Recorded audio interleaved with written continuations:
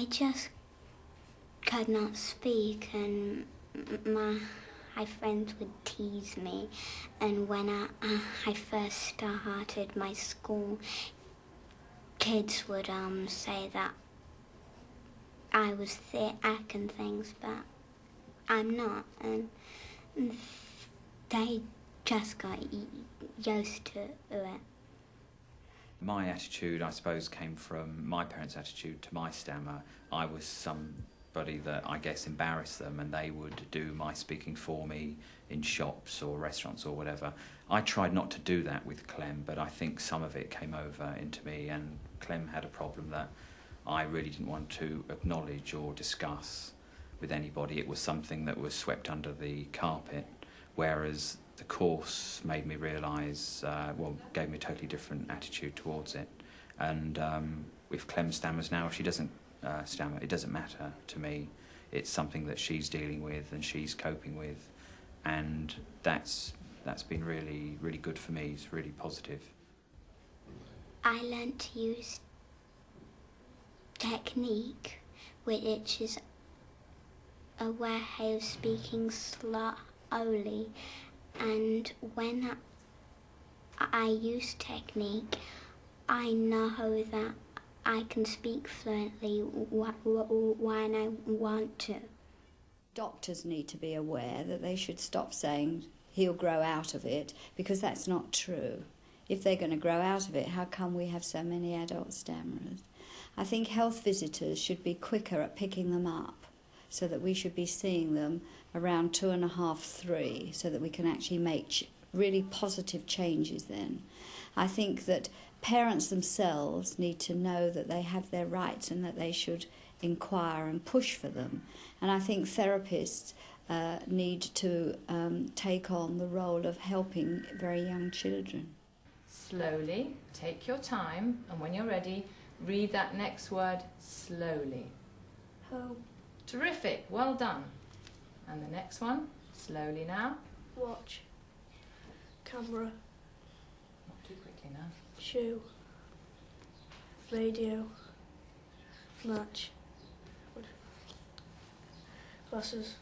Fine, okay. Now what I'm going to do is I'm going to ask you 1 or 2 questions, all right? Okay, so what I'd like you to do is to tell me about your school. Yeah. How's your school?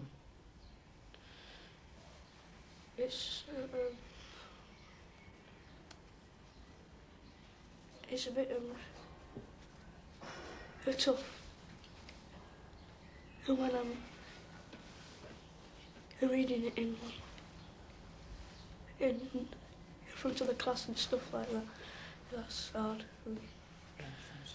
Because he was having behavioural problems, they referred us to a child psychiatrist, because they thought maybe helping him with his behavioural problems would solve the stammering. So basically that was it. She said maybe when he was older she could do more for him then, because there'd be more advanced techniques that he might be able to cope with, that as a young child he wouldn't be able to cope with. Tell me about your speech. What happens when you speak?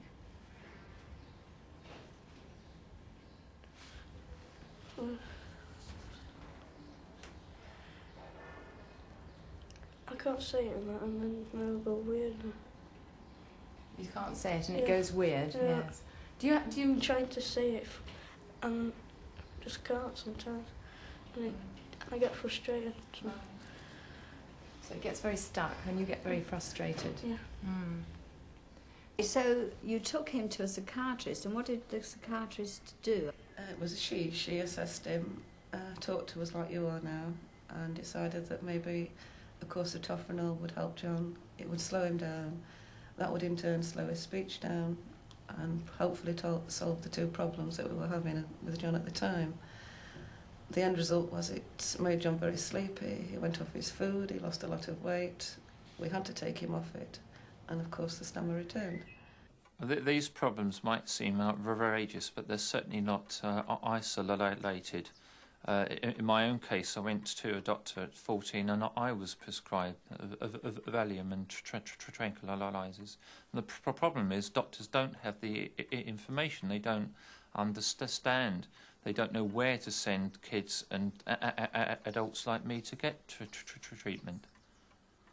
She's made an appointment for us to see her again in July and take John with us. And she's actually given us some hope that she can do something to help John. And Ian, what's your opinion? Are you hopeful that... I'm very hopeful at the moment. Very hopeful. We've had a good chat this morning for a good hour and a half.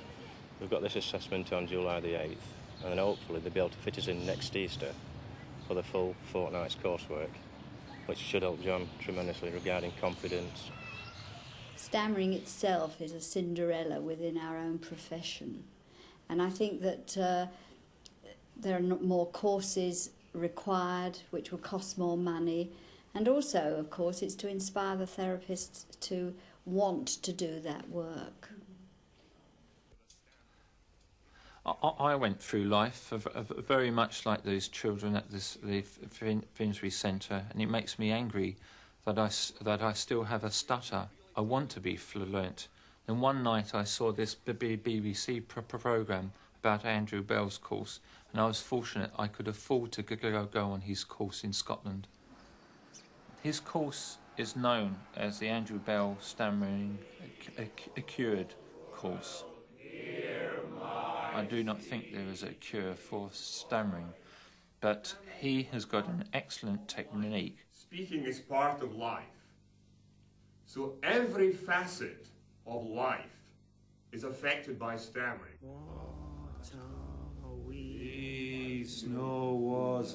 Until my mid-20s, I had a chronic stammer. My parents had me at speech therapist, speech specialist, none of which helped at all. Then I began to analyze my own thoughts, not about speech as such, thinking about my own thoughts and my own actions. And I came up with theories on how the mind works as such. I've never read any books on stammering or psychology, but I came up with basic information, and I was sure that from this I could, use the expression, fix my own speech.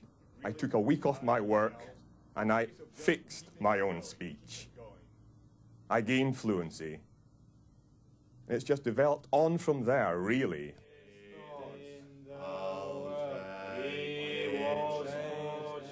The nature or severity of the stammer at the start of the course has no bearing whatsoever on the final outcome. People with a very slight stammer, people with a severe stammer, will all have fluency by the end of the course. So some people do believe that Andrew Bell is a charlatan, but for me, after 6 days, I was absolutely fluent. It wasn't just slowed and talking very slowly. I came back on a high. What about these bumps in here? What do you think those are? Ladybird eggs? No, I don't know. For 9 months, I was word perfect.